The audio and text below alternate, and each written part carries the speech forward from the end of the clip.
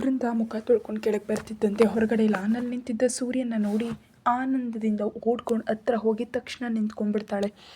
ತನ್ನನ್ನು ನೋಡ್ತಿದ್ದ ಬೃಂದ ಹಾಗೆ ತಟ್ಟನೆ ನಿಂತ್ಕೊಳ್ಳೋದನ್ನು ಕಂಡು ಸೂರ್ಯ ಅವನೇ ಹತ್ರಕ್ಕೆ ಹೋಗಿ ಹಾಯ್ ಬೃಂದ ಹೇಗಿದೆಯಾ ಅಂತ ವಿಚಾರಿಸ್ತಾನೆ. ಬೃಂದ ಸೂರ್ಯನ ನೋಡೋದಕ್ಕಾಗದೆ ಕೋಪದಿಂದ ಪಕ್ಕಕ್ಕೆ ತಿರುಗಿ ಯಾಕೆ ಬಂದಿದ್ಯಾ ಅಂತ ಕೇಳ್ತಾಳೆ. ಅದೇನು ಬೃಂದ ಹಾಗೆ ಕೇಳ್ತಿದ್ಯಾ, ನಾನು ಬರಬಾರ್ದು ಹಾಗಿದ್ರೆ? ಅದನ್ನೇ ಕೇಳ್ತಿರೋದು, ಯಾಕೆ ಬಂದೆ ನೀನು ಅಂತ. ನೀನು ನನ್ನ ಫ್ರೆಂಡ್ ಅಂತ. ಓಹೋಹೋ, ಸ್ನೇಹಿತೆ ಆಗಿದ್ದಕ್ಕೇನಾ 15 ದಿನಗಳಿಂದ ಒಂದೇ ಒಂದು ಫೋನ್ ಕೂಡ ಮಾಡದೆ ಇದ್ದಿದ್ದು? ಅದೆಲ್ಲ ಬೃಂದ ಅಂತ ಆತ ಏನೋ ಹೇಳೋದಕ್ಕೆ ಬರುವಷ್ಟರಲ್ಲಿ ಕೈ ಎತ್ತಿ ಸನ್ನೆ ಮಾಡ್ತಾ, ಸಾಕು ನಿಲ್ಲಿಸು ಸೂರ್ಯ, ನನಗರ್ಥ ಆಯಿತು. ಯಾರಿಗೆ ತಾನೇ ನನ್ನ ಮೇಲೆ ನಿಜವಾದ ಇಷ್ಟ ಇದೆ ಹೇಳು? ಎಲ್ರಿಗೂ ಅವರ ಅವಶ್ಯಕತೆ ಇರೋವರೆಗೆ ಮಾತ್ರ ಈ ಬೃಂದ ಬೇಕು. ಕೆಲಸ ತೀರಿದ ಮೇಲೆ ಕಸದ ಬುಟ್ಟಿಯಂತೆ ಪಕ್ಕಕ್ಕೆ ಎಸೆದು ಬಿಡ್ತಾರೆ ಅಂತ ಕಣ್ಣೀರನ್ನು ತಡೆ ಹಿಡ್ಕೊತಾಳೆ. ಅಯ್ಯೋ, ನಿನಗೆ ಆ ರೀತಿ ಅನ್ನಿಸ್ತಾ? ಹೌದು, ಹಾಗೆ ಅನ್ನಿಸ್ತು. ಮೊದಲಿಗೆ ನಾನು ಪೃಥ್ವಿರಾಜ್ಗೆ ತೊಂದರೆ ಆಗ್ತೀನಿ ಅಂತ ತಾಳಿ ಕಟ್ಟಿದೆ. ತದನಂತರವೂ ನಾನು ಪೃಥ್ವಿರಾಜ್ ಜೀವನಕ್ಕೆ ಮತ್ತೆ ಎಲ್ಲಾದರೂ ಅಡ್ಡ ಬರ್ತೀನೋ ಅಂತ ನಿನ್ನ ಮಾತುಗಳಿಂದ ನನ್ನನ್ನು ಮರಳು ಮಾಡಿ ಹುಚ್ಚಿಯನ್ನಾಗಿ ಮಾಡಿದೆ. ಇನ್ನು ಪೃಥ್ವಿರಾಜ್ ಉಸಾಬ್ರಿಗೆ ಹೋಗೋದಿಲ್ಲ ಅಂತ ಖಚಿತಪಡಿಸ್ಕೊಂಡು ನನ್ನನ್ನು ಕಡೆಗಣಿಸ್ತಾ ಬಂದೆ ಅಷ್ಟೇ ತಾನೇ ಅಂತ ಆವೇಶದಿಂದ ಅಂತಾಳೆ. ನಿಲ್ಲಿಸು ಮಾತನ್ನ ಬೃಂದ, ಮೊದಲು ನಾನು ಹೇಳೋದನ್ನು ನೀನು ಕೇಳು ಅಂತ ಸೂರ್ಯ ಕೋಪದಿಂದ ಹೇಳೋದಕ್ಕೆ ಪ್ರಯತ್ನಿಸ್ತಾ ಇದ್ದರೆ, ನಾನು ಏನನ್ನು ಕೇಳೋದಕ್ಕೆ ಬಯಸ್ತಾ ಇಲ್ಲ. ಆದರೂ ಇದನ್ನು ಹೀಗೆ ಮುಂದುವರಿಸ್ದೆ ಮತ್ತೆ ಯಾಕೆ ಬಂದು ನನ್ನ ಪ್ರಾಣ ತೆಗಿತಿದೆಯಾ? ಒಂದು ವೇಳೆ ಅನುಮಾನ ಬಂದು ಬರ್ತಿದ್ರೆ ಆ ಭಯ ನಿನಗೆ ಬೇಡ. ನಿನ್ನ ದಯೆಯಿಂದ ಪೃಥ್ವಿರಾಜ್ ಯಾರೆಂಬುದು ಕೂಡ ಸರಿಯಾಗಿ ನೆನಪಿಲ್ಲ. ಮುಂಚೆ ಪ್ರೀತಿ ಅಂದ್ಕೊಂಡಿದ್ದೆ, ಆದರೆ ಅದು ಪ್ರೀತಿಯಲ್ಲ ಅಂತ ನಿನಗೆ ಅರ್ಥವಾಗುವಂತೆ ನೀನೇ ನನಗೆ ಮಾಡಿದೆ. ಇನ್ನು ಎಲ್ಲಿ ನೆನಪಿರುತ್ತೆ ನನ್ನ ಹುಚ್ಚಾಟಗಳ ಬಗ್ಗೆ ಯೋಚಿಸಿ ಚಿಂತೆಗೊಳಗಾಗ್ಬಿಡ ಸೂರ್ಯ. ನೀನು ಪೃಥ್ವಿರಾಜ್ ಬಗ್ಗೆ ಭಯ ಪಡೆಯುವಂಥ ಅಗತ್ಯನೇ ಇಲ್ಲ. ಇನ್ನು ಇಲ್ಲಿಂದ ಹೊರಟೋಗು ಅಂತ ತಾನು ಹೇಳಬೇಕಾದದ್ದನ್ನೆಲ್ಲ ಸಾಲಾಗಿ ಹೇಳಿ ಸೂರ್ಯನ ಕಡೆ ಕನಿಷ್ಠ ತಿರುಗು ನೋಡದೆ ರಭಸದಿಂದ ಒಳಗೆ ಓಡಿ ಹೊರಟೋಗ್ಬಿಡ್ತಾಳೆ. ಬೃಂದ ಆಡಿದ ಮಾತುಗಳ ಅರ್ಥ ಗ್ರಹಿಸಿ ಸೂರ್ಯನಿಗೆ ತಲೆ ಕೆಟ್ಟೋಗ್ಬಿಡುತ್ತೆ. ಕನಿಷ್ಠ ಮಾತಾಡೋ ಅವಕಾಶನೂ ಕೊಡ್ದಿದ್ದಾಗ ಮತ್ತೆ ವಾರ್ಡನ್ ಹತ್ರ ಹೋಗಿ ಬೃಂದಾಳನ್ನು ಕರೆಯೋದಕ್ಕೆ ಹೇಳ್ತಾನೆ. ಸರಿ ಅಂತ ಆಕೆ ಇಬ್ಬರು ಹುಡುಗಿಯರನ್ನ ಬೃಂದ ಬಳಿ ಕಳಿಸ್ತಾರೆ. ಬೃಂದ ಮಂಚದ ಮೇಲೆ ಮಲಗಿ ಮೌನವಾಗಿ ಅಳ್ತಾ ಇರ್ತಾಳೆ. ಬೇರೆ ಗುಂಪಿನ ಹುಡುಗಿಯರು ಬಂದು ಬೃಂದಾನನ್ನು ಕರೀತಾರೆ. ಮತ್ತೆ ಸೂರ್ಯನೇ ಬಂದಿದ್ದಾನೇನೋ ಅಂತ ಅರ್ಥ ಆಗಿ ನನಗೀಗ ಬರೋದಕ್ಕೆ ಸಾಧ್ಯ ಇಲ್ಲ, ಅವನ್ನ ಹೊರಟೋಗೋದಕ್ಕೆ ಹೇಳಿ ಅಂತ ಅವ್ರಿಗೆ ತಿಳಿಸಿ ವಾಶ್ರೂಮ್ಗೆ ಹೊರಟೋಗ್ಬಿಡ್ತಾಳೆ. ಅದೇ ಮಾತನ್ನು ಬಂದು ವಾರ್ಡನ್ಗೆ ಹೇಳಿದಾಗ ಸೂರ್ಯನಿಗಂತೂ ವಿಪರೀತವಾದ ಕೋಪ ಬಂದುಬಿಡುತ್ತೆ. ಒಂದೇ ಒಂದು ಬಾರಿ ಆಕೆ ಕೊಠಡಿಗೆ ಹೋಗಿ ಬರ್ಬೋದಾ ಅಂತ ಕೇಳ್ತಾನೆ. ಅಯ್ಯೋ ಸ್ವಾಮಿ, ಇದು ಗರ್ಲ್ಸ್ ಹಾಸ್ಟೆಲ್, ಒಳಗೆ ಹೋಗೋದಕ್ಕೆ ಪರ್ಮಿಷನ್ ಇಲ್ಲ ಅಂತ ಅಲ್ಲಿದ್ದ ವಾರ್ಡನ್ ಹೇಳ್ತಾಳೆ. ಹೋಗಲಿ, ಒಂದು ಬಾರಿ ಬೃಂದಾಗೆ ಫೋನ್ ಮಾಡಿಕೊಡಿ, ಕನಿಷ್ಠ ಮಾತಾಡ್ತೀನಿ ಅಂತ ವಿನಂತಿಸ್ಕೊಳ್ತಾನೆ.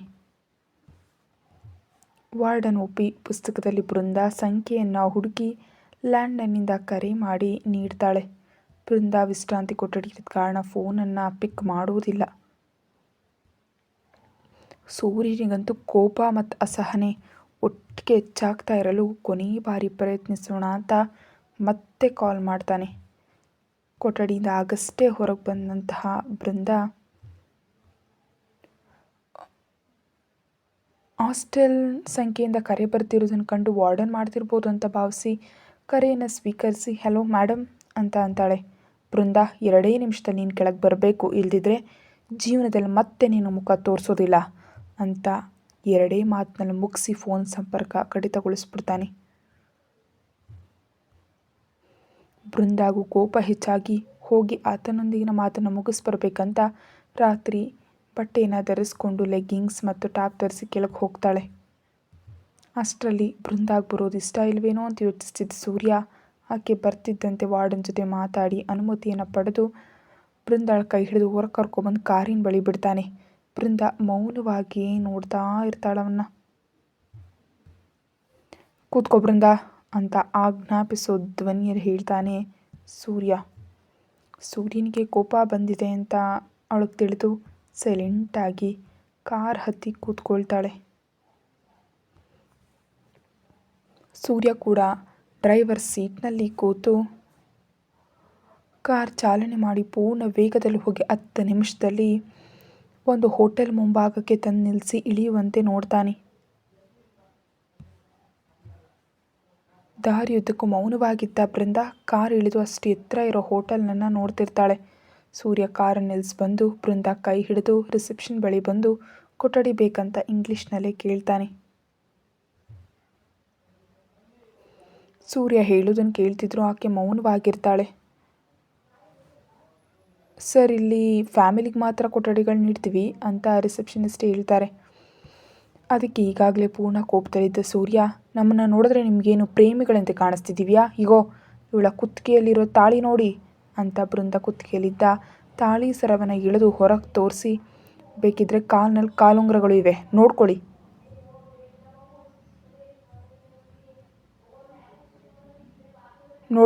ಮತ್ತೆ ಇದು ನನ್ನ ಗುರುತಿನ ಚೀಟಿ ಅಂತ ತನ್ನ ID ಕಾರ್ಡನ್ನು ತೋರಿಸ್ತಾನೆ. ಬೃಂದ ತಾಳಿನ ಒಳಗೆ ಹಾಕ್ಕೊಂಡು ಮುಖವನ್ನು ತಿರುಗಿಸ್ಕೊತಾಳೆ. ಅದರಲ್ಲಿ IPS ಅಂತ ಇರೋದನ್ನು ನೋಡಿ ಏನು ಮಾತಾಡದೆ ಕಾರ್ಡನ್ನು ಸೂರ್ಯನಿಗೆ ಹಿಂತಿರುಗಿಸಿ ವಿವರಗಳನ್ನೆಲ್ಲ ಪಡ್ಕೊಂಡು 3ನೇ ಮಹಡಿಯಲ್ಲಿ 206ನೇ ಸಂಖ್ಯೆ ಕೊಠಡಿ ಸ್ವಾಮಿ ಅಂತ ಹೇಳ್ತಾರೆ. ಸರಿ, ಥ್ಯಾಂಕ್ ಯು ಅಂತ ಹೇಳಿ ಮತ್ತೆ ಬೃಂದ ಕೈ ಹಿಡಿದು ದೊಡ್ಡ ಹೆಜ್ಜೆಗಳನ್ನಿಡ್ತಾ ಲಿಫ್ಟ್ ಹತ್ತಿ 3ನೇ ಮಹಡಿಯಲ್ಲಿ ಇಳಿದು ಎದುರಿಗಿರೋ ಕೊಠಡಿ ಬಾಗಿಲು ತೆಗೆದು ಒಳಗೆ ಹೋಗ್ತಾರೆ. ಬೃಂದ ಕೈಯನ್ನು ಹಿಂದೆ ಎಳ್ಕೊಂಡು ನಿಂತಲ್ಲೇ ಕಣ್ಣೆತ್ತಿ ಕೊಠಡಿಯನ್ನು ನೋಡ್ತಾಳೆ. ದೊಡ್ಡ ಮಂಚ, ಪಕ್ಕದ ಮೇಜಿನ ಮೇಲೆ ಸಣ್ಣ ದೀಪ, ಬಟ್ಟೆಗಳನ್ನ ಇಡುವಂಥ ಕಬೋರ್ಡ್ಗಳು, ಜೊತೆಯಲ್ಲಿರೋ ಶೌಚಾಲಯ, ದೊಡ್ಡ ಕಿಟಕಿ ಹಾಗೂ ಅದಕ್ಕೊಂದು ಪರದೆ ಜೊತೆ ಬಿಳಿ ಮತ್ತು ಕಪ್ಪು ಬಣ್ಣದ ಗೋಡೆಗಳಿಂದ ಕೊಠಡಿ ಸುಂದರವಾಗಿದೆ ಅಂತ ನೋಡ್ತಿರಲು ಮುಖದ ಮುಂದೆ ಸೂರ್ಯ ಮಾಡಿದ ಚಿಟಿಕೆಯ ಶಬ್ದಕ್ಕೆ ಎಚ್ಚೆತ್ತು ಆತನ್ನು ನೋಡೋದಕ್ಕಾಗದೆ ನೋಟವನ್ನು ಪಕ್ಕಕ್ಕೆ ತಿರುಗಿಸ್ಕೊಂಡು ಬಿಡ್ತಾಳೆ.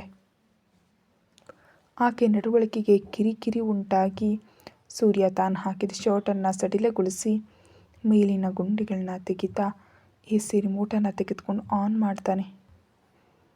ಬೃಂದ ಫೋನನ್ನು ಮೇಜಿನ ಮೇಲಿಟ್ಟು ಮಂಚವನ್ನು ಏರಿ ಮುದ್ರಕೊಂಡು ಕೂತ್ಕೊಂಡ್ಬಿಡ್ತಾಳೆ. ಪಾಪ ಸೂರ್ಯ ಕೂಡ ಮಂಚ ಏರಿ ಮಲಗಿ ಬೃಂದ ಮಡಿಲಲ್ಲಿ ತಲೆಯನ್ನು ಇಡ್ತಾನೆ. ಬೃಂದ ಅದನ್ನು ಪಕ್ಕಕ್ಕೆ ತಳ್ಳಿ ಕೆಳಗೆ ಜಾರಿ ಮತ್ತೊಂದು ಕಡೆ ತಿರುಗಿ ಮಲ್ಕೊಳ್ತಾಳೆ.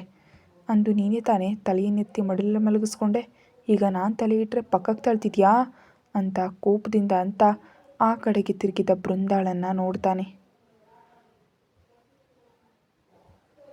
ಆಗಷ್ಟೇ ನಿಮ್ಮ ಬಗ್ಗೆ ಗೊತ್ತಿಲ್ಲದೆ ಅಷ್ಟೊಂದು ಕಷ್ಟಪಟ್ಟಾಗಿ ಮಾಡಿದೆ, ಆದರೆ ಈಗೆಲ್ಲವೂ ತಿಳಿತಲ್ವಾ ಅಂತ ಇನ್ನು ಕೋಪದಿಂದ ಅಂತಾಳೆ.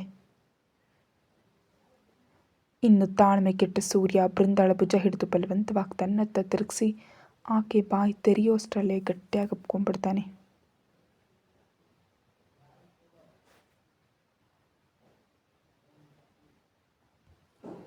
ಸೂರ್ಯನಿಂದ ಆ ತಕ್ಷಣದ ಪ್ರತಿಕ್ರಿಯೆಯನ್ನು ಊಹಿಸದೇ ಇರೋದ್ರಿಂದ ಒಂದು ಕ್ಷಣ ಆಶ್ಚರ್ಯಚಕಿತಳಾಗಿ ತಕ್ಷಣ ಎಚ್ಚೆತ್ತು ಆತನ ಹಿಂದೆ ತಳ್ಳೋದಕ್ಕೆ ಪ್ರಯತ್ನಿಸ್ತಾಳೆ. ಕೈಗಳ ಮೇಲೆ ಕೆತ್ತೋದಕ್ಕೆ ಸಾಧ್ಯ ಆಗದೆ ಆತನ ಬೆನ್ನಿನ ಮೇಲೆ ಸೆಣೆದು ಹೊಡಿತಾಳೆ. ಬೃಂದ ಹೊಡೆದದ್ದನ್ನು ಲೆಕ್ಕಿಸ್ದೆ, ಬೃಂದ ನನ್ನ ಫೋನ್ ಕಳೆದು ಹೋಯಿತು ಅಂತ ಹೇಳ್ತಾನೆ. ಆ ಮಾತಿಗೆ ಹೊಡೆಯೋದನ್ನು ನಿಲ್ಲಿಸಿ ಸೂರ್ಯ ಹೇಳಿದ್ದನ್ನು ಕೇಳಿ ಸುಳ್ಳು ಅಂತಾಳೆ. ಸುಳ್ಳಲ್ಲ ಬೃಂದ, ಒಂದು ಕೇಸ್ ಮೇಲೆ ಹೊರಗೆ ಹೋದಾಗ ಎಲ್ಲೋ ಬಿದ್ದು ಹೋಯಿತು. ಓಹೋ, ಹಾಗಾದರೆ ACP ಅವ್ರಿಗೆ ಇನ್ನೊಂದು ಫೋನ್ ತೊಗೊಳೋದಕ್ಕೆ ಹಣ ಇರಲಿಲ್ವಾ? ಇಲ್ಲ ಅಂತ ನಾನು ಹೇಳಿದ್ನಾ? ಓಹೋ, ಹಾಗಾದರೆ ತಗೊಳ್ಳೋದಕ್ಕೆ ಸಮಯ ಇರಲಿಲ್ಲ ಅಂತ ಅನ್ಸುತ್ತೆ ಪಾಪ. ಸ್ವಲ್ಪ ನಾನು ಹೇಳೋದನ್ನು ಕೂಡ ನೀನು ಕೇಳ್ತೀಯಾ ಇಲ್ವಾ?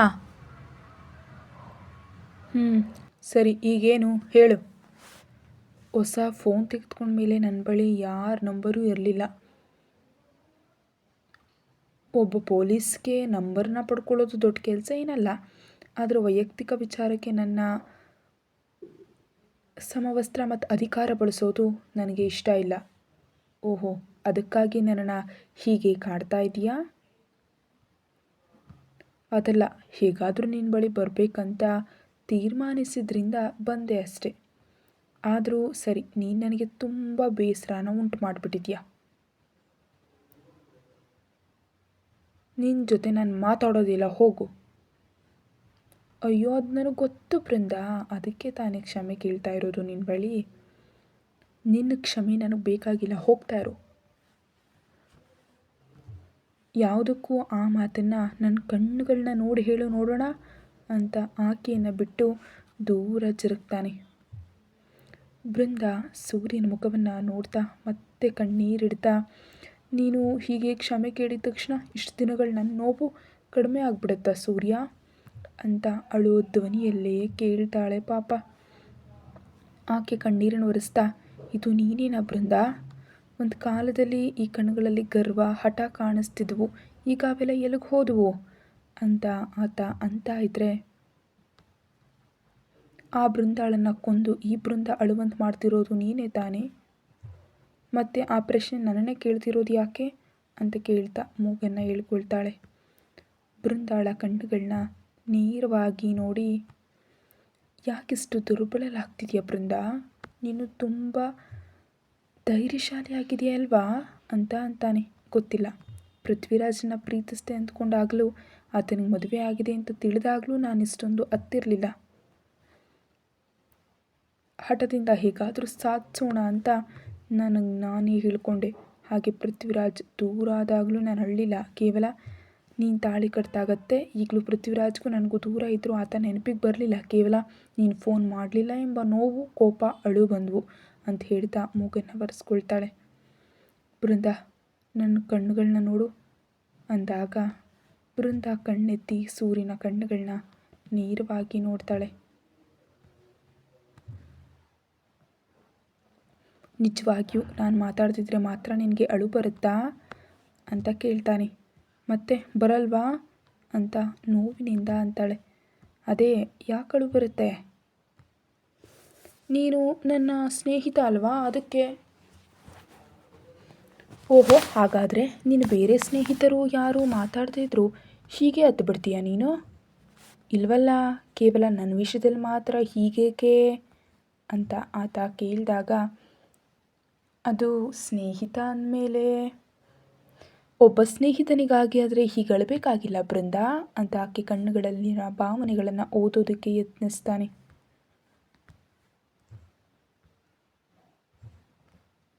ಬೃಂದ ಕೂಡ ಸೂರ್ಯನ ಕಣ್ಣುಗಳನ್ನೇ ನೋಡ್ತಾ ಮೌನವಾಗಿದ್ದಾಳೆ. ಇಬ್ಬರ ನೋಟಗಳು ಸರಿದಾಡ್ತಿಲ್ಲ. ಸೂರ್ಯ ಆಕೆ ಕಣ್ಣುಗಳನ್ನೇ ನೋಡ್ತಾ ಬೃಂದಾಳ ಮುಖದ ಹತ್ತಿರ ಬರ್ತಾನೆ. ಬೃಂದ ಕೂಡ ರೆಪ್ಪೆಯನ್ನು ಬಡಿದೆ ಆತನನ್ನೇ ನೋಡ್ತಾ ಇರಲು ಸೂರ್ಯ ಒಂದು ಕ್ಷಣ ನೇರವಾಗಿ ನೋಡಿ ತಲೆಯನ್ನು ತಗ್ಗಿಸಿ ತಟ್ಟನೆ ಬೃಂದಾಳ ತುಟಿಗಳನ್ನ ಆವರಿಸ್ಕೊಂಡ್ಬಿಡ್ತಾನೆ. ಬೃಂದ ಆಶ್ಚರ್ಯದಿಂದ ಕಣ್ಣುಗಳನ್ನ ದೊಡ್ಡದು ಮಾಡಿ ಸ್ತಬ್ಧಳಾಗ್ಬಿಡ್ತಾಳೆ. ಸೂರ್ಯ ಮಾತ್ರ ಅವರ ಮೊದಲ ಮುತ್ತನ್ನು ಅತ್ಯಂತ ಮೃದುವಾಗಿ ಮುಂದುವರಿಸ್ತಾನೆ. ಬೃಂದ ಆಶ್ಚರ್ಯದಿಂದ ಚೇತರಿಸ್ಕೊಂಡ್ರೂ ಸೂರ್ಯನನ್ನು ಹಿಂದೆ ತಳ್ಳೋದಿಲ್ಲ, ಹಾಗಂತ ಯಾವುದೇ ಪ್ರತಿಕ್ರಿಯೆಯನ್ನು ಕೂಡ ಆಕೆ ನೀಡೋದಿಲ್ಲ. 5 ನಿಮಿಷಗಳ ಕಾಲ ಸುಂದರವಾಗಿ ಮುದ್ದಾಡಿ ಪ್ರೀತಿಯಿಂದ ಬಿಟ್ಟು ಗೊಂಬೆಯಂತೆ ನೋಡ್ತಿರೋ ಬೃಂದಾಳ ಹಣೆಗೆ ಮುಟ್ಟಿ ಆಕೆ ಕಣ್ಗಳಲ್ಲಿ ತುಂಬಿದ ನೀರನ್ನು ಒರೆಸಿ, ಬೃಂದ, ನೀನು ನನ್ನ ಪ್ರೀತಿಸ್ತಿದೆಯಾ ಅಂತ ಕೇಳ್ತಾನೆ.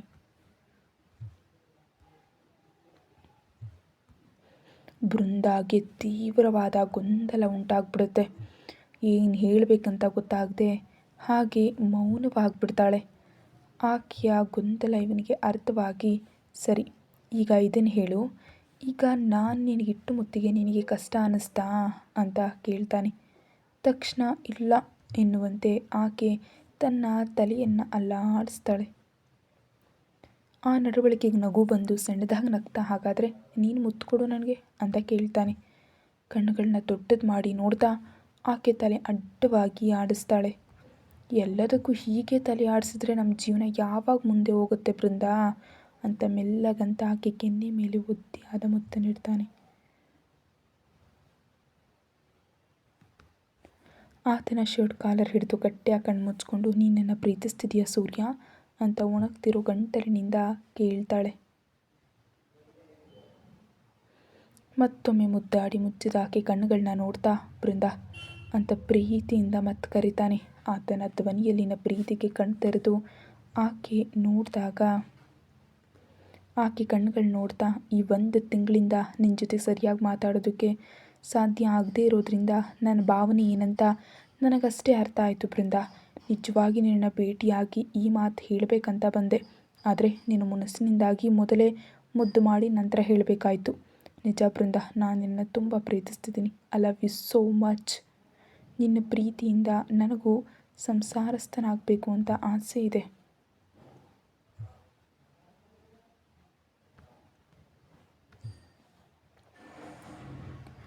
ತನ್ನ ಪ್ರೀತಿಯನ್ನೆಲ್ಲ ಕಣ್ಣಲ್ಲಿ ತುಂಬಿಕೊಂಡು ತನ್ನ ಹೆಂಡತಿಗೆ ತನ್ನ ಪ್ರೇಮವನ್ನು ವ್ಯಕ್ತಪಡಿಸ್ತಿದ್ದಾನೆ. ಸೂರ್ಯ ಪ್ರೀತಿಯನ್ನು ವ್ಯಕ್ತಪಡಿಸ್ತಿದ್ದಂತೆ ಅಷ್ಟೊತ್ತು ಮನಸ್ಸಿನಲ್ಲಿದ್ದ ನೋವೆಲ್ಲ ಹೋಗಿ ಆನಂದ ತುಂಬಿ ಹೋಗ್ಬಿಡುತ್ತೆ. ನಿಜವಾಗಿ ನನ್ನ ಪ್ರೀತಿಸ್ತಿದೀಯಾ ಸೂರ್ಯ ಅಂತ ಖಚಿತಪಡಿಸ್ಕೊಳ್ಳೋದಕ್ಕೆ ಕೇಳ್ತಾಳೆ ಬೃಂದ. ಹಾಂ ಹೌದು ಬೃಂದ.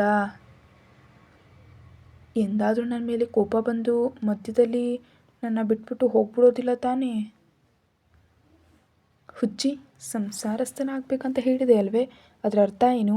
ನೀನು ನಾನು ನಮ್ಮ ಮಕ್ಕಳು ಅಂತಲ್ವೇ? ಹೌದಲ್ವಾ? ಹಾಗಾದರೆ ಜೀವಮಾನ ಎಲ್ಲ ನಿನ್ನ ಪ್ರೀತಿ ನನ್ನ ಮೇಲೆ ಹೀಗೆ ಇರಬೇಕು. ಮಕ್ಕಳು ಬಂದ ತಕ್ಷಣ ನನ್ನನ್ನು ಕಡೆಗಣಿಸಿದ್ರೆ ನನಗೆ ತಡ್ಕೊಳಕ್ಕಾಗಲ್ಲ.